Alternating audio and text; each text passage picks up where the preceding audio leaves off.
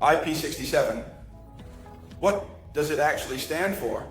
IP actually refers to the level of dust and water resistance. We will start with the 6, which actually ranges on a significant scale from 0 to 6, where each number represents a different level of protection. The number 6 provides complete maximum protection against water and various types of liquids, ensuring that no water or liquid can penetrate.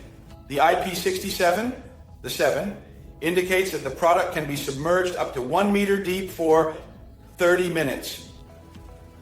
What IP ratings do you need for your product? It can actually vary depending on the purposes for which you want to use the light. You can imagine in regular indoor conditions, because indoor rain, for example, does not happen, but especially nowadays with smartphones and today's smartwatches, yes, they require a high IP rating.